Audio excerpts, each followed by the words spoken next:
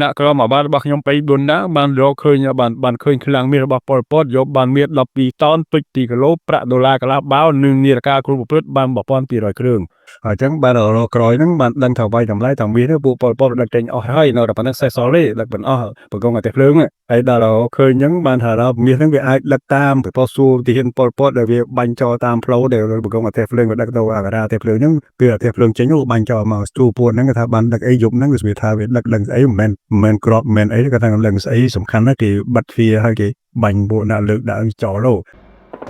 នៅថ្ងៃទី30ខែធ្នូឆ្នាំ1978កងទ័ពវៀតណាមមកពីខេត្តតៃninhបានវាយចូលកាន់កាប់ខេត្តក្រចេះ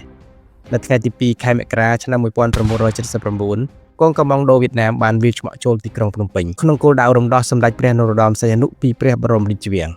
ក៏ប៉ុន្តែបេសកកម្មនេះត្រូវទទួលបរាជ័យដោយសារតែពួកខ្មែរក្រហមបានជំនះព្រះអង្គចេញពីទីក្រុងភ្នំពេញ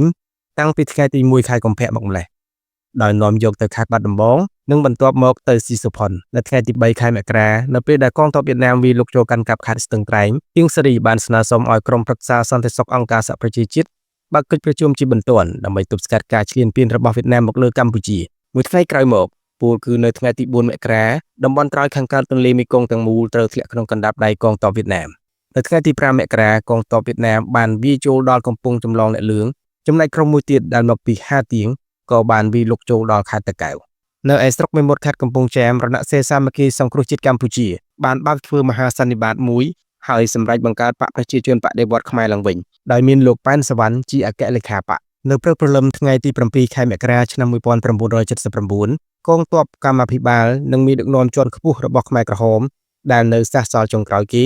ក៏បានចាក់ចេញពីទីក្រុងភ្នំពេញតាមរថភ្លើងឆ្ពោះទៅទិសពាយ័ព្យប៉ុន្មានម៉ោងក្រោយមកកងទ័ពវៀតណាមនិងកងទ័ពរណសេរសាមគ្គីសង្គ្រោះជាតិកម្ពុជាបានវាយលុកចូលដល់ទីក្រុងភ្នំពេញហើយរបបកម្ពុជាប្រជាធិបតេយ្យដែលមានអាយុកាល3ឆ្នាំ8ខែនិង20ថ្ងៃក៏បានដួលរលំជាស្ថាពរនៅក្រៅពេលដែលរបបខ្មែរក្រហមបានដួលរលំកងទ័ពខ្មែរក្រហមនិងមេដឹកនាំជាន់ខ្ពស់របស់ពួកគេបានចាក់ចេញទៅកាន់ខេត្តនៅតាមបណ្ដោយព្រំដែនកម្ពុជាថៃនៅក្នុងទីក្រុងភ្នំពេញឯនេះវិញខ្មែរក្រហមបានបន្សល់ទុកនៅគ្រឿងចម្បាំងជាច្រើនដូចជាយន្តហោះចម្បាំងយន្តហោះប្រដេញឡានប្លង់ដេឡានដឹកកងទ័ពនិងគ្រាប់រំសេវជាច្រើនតោនសូមអញ្ជើញស្ដាប់កិច្ចសម្ភាសន៍លោកប៉ែនសវណ្ណអតីតនាយករដ្ឋមន្ត្រីខ្មែរចន្លោះពីឆ្នាំ1979ដល់ឆ្នាំ1981កិច្ចសម្ភាសន៍នេះគឺរៀបចំដោយវិទ្យុអាស៊ីសេរីដែលលោករៀបរាប់អំពីព្រឹត្តិការណ៍ដែលបានកើតឡើងនៅក្នុងឆ្នាំ1979គឺនៅពេលដែលកងទ័ពវៀតណាមនិងកងទ័ពរណសេរសាមគ្គីសង្គ្រោះជាតិកម្ពុជាបានចូលមកដល់ទីក្រុងភ្នំពេញខ្ញុំរៀបរាប់ពីខាងដើមមកពេលខ្ញុំបាយចូលទីក្រុងភ្នំពេញហើយបានអ្នកក្រមអាបានរបស់ខ្ញុំ3 4ណាបានរកឃើញបានឃើញឃ្លាំងមាសរបស់ប៉ុលពតយកបានមាស12តោនទុច2គីឡូប្រាក់ដុល្លារកន្លះបាវនិងនាឡិកាគ្រូប្រព្រឹត្តបាន1200គ្រឿងហើយមហាសន្និបាតពេញអង្គនឹងហើយបានខ្ញុំបង្កើតអគ្គលេខាធិការនៃគណៈកម្មាធិការមជ្ឈិមបក្សហើយបង្កើតការិយាល័យនយោបាយមជ្ឈិមបក្សមាន8នាក់អានេះខ្ញុំបាច់រៀបឈ្មោះគេមាន8នាក់ហើយមានក្រុមប្រឹក្សារដ្ឋមន្ត្រីក្រុមអាវ៉ារបស់ខ្ញុំមាន21ក្រសួងហើយមានរចនាសម្ព័ន្ធទាំងអស់ហើយពេលហ្នឹងបើខ្ញុំនឹងមានសមូហភាពដឹកនាំបុគ្គលទទួលភារៈហើយបើខ្ញុំអញ្ជើញការិយាល័យសមាជិកការិយាល័យមជ្ឈិមបក្សប្រជាជនបដិវត្តកម្ពុជាហ្នឹងហើយចវាយក្រុងភ្នំពេញហ្នឹងចូលទទួលមាសដែលខ្ញុំយកជាយុទ្ធភណ្ឌបានពីប៉ុលពតនេះថានេះមាសនេះជាយុទ្ធភណ្ឌរបស់កម្លាំងបដិវត្តយើងសម្រាប់កសាងប្រទេសជាតិថ្ងៃក្រោយមាស12តោនពេជ្រ2គីឡូនិងប្រាក់ដុល្លារមួយចំនួនយើងទុកប្រើប្រចាំហេតុដោះស្រាយជីវភាពហ្នឹងហើយមិនច្រើនទេប្រហែលកន្លះលានទៅជាងកន្លះលានប៉ុណ្ណឹងទេបាទកាលហ្នឹងមាសជាច្រើនតោនដូច្នោះកងទ័ពរបស់លោកនៅពេលនោះរកឃើញនៅទីណាដែរក្នុងក្រុងពេញដែរអ្វីចូលទីក្រុងភ្នំពេញមុនដំបូងយកនៅម៉ោង2ដល់ថ្ងៃត្រង់នៅសេនាធិការរបស់ប៉ុលពតអាហ្នឹងចូលទៅក្នុងសេនាធិការរបស់គេហ្នឹងស្មានតែក្របទីពោសិតដល់ឡើងក្របឌីសេតនៅទីណាសេនាធិការរបស់ប៉ុលពតនៅក្នុងរមៀនឯករាជ្យមាននៅខាងទៅនៅខាងទៅពីចេញពីវត្តភ្នំទៅនៅខាងស្នាមឡៃនៅក្រោយវាំងហ្នឹងឯងអាហ្នឹងសេនាធិការរបស់ប៉ុលពតនៅកន្លែងហ្នឹងហើយយកនៅកន្លែងហ្នឹងបានតិចទេបានចំនួន4តោននេះប៉ុន្តែខ្ញុំថាមាសនៅមានទៀតអញ្ចឹងខ្ញុំសួរនៅសេនាធិការសមរភូមិមុខរបស់វៀតណាមគេគ្រប់គ្រងមុខព្រួញយោធាគ្រប់ខេត្តទូទាំងប្រទេសតើគេអាចរកឃើញនៅកន្លែងណាឬឃើញបាតុភិបកន្លែងណាទេដែលរឿងនេះអញ្ចឹងបានរកក្រោយហ្នឹងបានដឹងថាវាយតម្លៃថាមាសនេះពួកប៉ុលពតដឹកចេញអស់ហើយនៅតែប៉ុណ្ណឹងសេះសល់ទេដឹកមិនអស់បង្កងតែភ្លើង ហើយដល់ឃើញអញ្ចឹងបានថាមាសហ្នឹងវាអាចដឹកតាមទៅប៉ុស្តិ៍សួរទាហានប៉ុលពតដែលវាបាញ់ចោលតាមផ្លូវដែលបង្កងអទេសភ្លើងវាដឹកទៅអាការាអទេសភ្លើងហ្នឹងគឺអទេសភ្លើងចេញទៅបាញ់ចោលមកស្ទូពួនហ្នឹងគេថាបានដឹកអីយប់ហ្នឹងវាថាវាដឹកដឹងស្អីមិនមែនក្របមិនមែនអីទេគាត់ថាដឹងស្អីសំខាន់ណាស់គេបិទទ្វារហើយគេបាញ់ពួកអ្នកលើកដាក់ចោលលោបើអញ្ចឹងថាវត្ថុមានតម្លៃហ្នឹងប្រហែលប៉ុលពតវាយកទៅជើងបើអញ្ចឹងទៅរកឃើញដល់ពេលហ្នឹងគេថាអាចបាយតម្លៃថាទីតាំងរបស់ប៉ុលពតនៅតែសាញ់ហត់សំឡូតអាចនៅកន្លែងហ្នឹងហើយពេលហ្នឹងខ្ញុំបានពិភាក្សាមួយសេនាធិការសមរភូមិនោះថាប្រហែលពួកវាដឹកទៅកន្លែងហ្នឹងហើយអញ្ចឹងបានពិភាក្សាគ្នាបើកយុទ្ធនាការវាយទីតាំងរបស់ប៉ុលពតបង្កប់ក្នុងព្រៃនេះគឺនៅព្រឹកថ្ងៃ29 ខែ 4 ឆ្នាំ 1979វាយចូលទីតាំងរបស់អ៊ីងសេរីប៉ុលពតមានការសេនាធិការចុងក្រោយវាឡើងនៅកន្លែងតសាញ់នៅ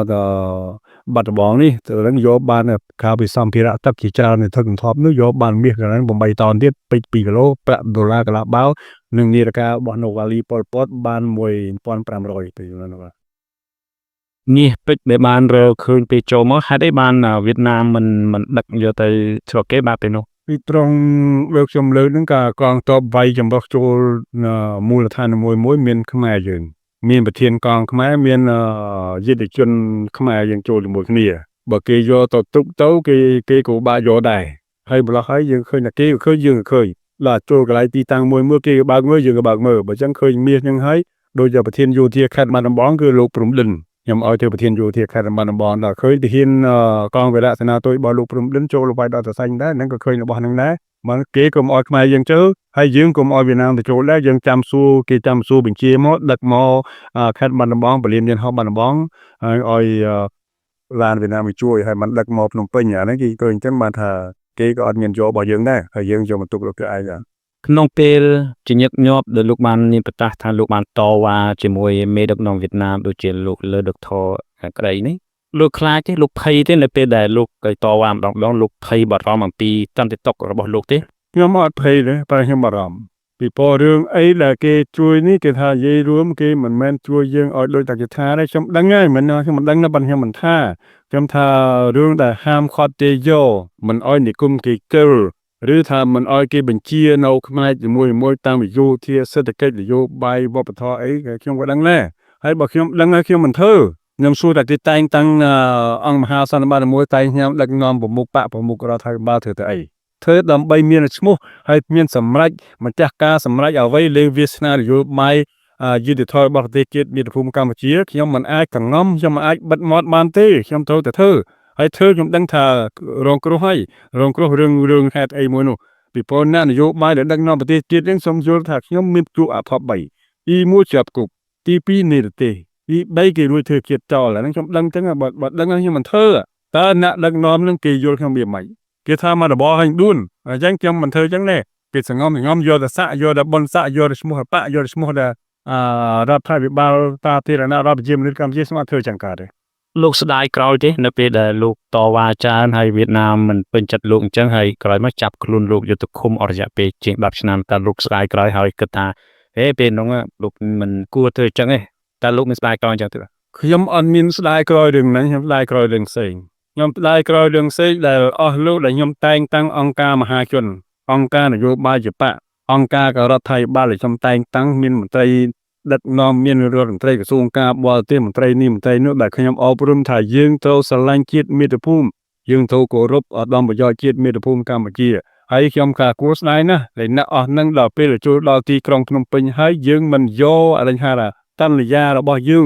ងមិនយកមនសិការរបស់យើងសច្ចចាចំពោះជាតិមាតុភូមិបែរតែយើងគេហៅថាយើងចង់បានអំណាចយើងចង់បានលៀបពីប្រទេសក្រៅអោយខ្ញុំស្ដាយតែរឿងហ្នឹងទេដែលខ្ញុំបញ្ចេញកម្លាំងបញ្ចេញសមត្ថភាពបញ្ចេញទេពកោសល្យខ្ញុំជួយអប់រំអស់លោកនឹង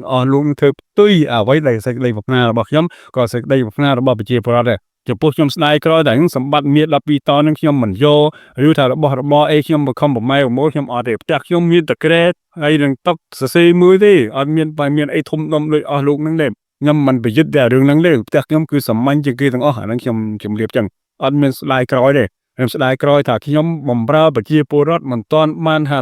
ប្រជាពលរដ្ឋទាន់បានដឹងលឺឃើញរបបខ្ញុំដែលខ្ញុំកសាងចឹងមិនទាន់បានឃើញមកខ្ញុំទៅជួបអាភ័ព្វ đẩy nạn vô bài Khmer nên cái ai cái phim chỉ môi Việt Nam chập ngầm vô đã cức ngất lên khung khang nói đọc năm 52 ngay anh trong khơi nào đường đi nhưng mà sọc dài ở còn lắng đây mà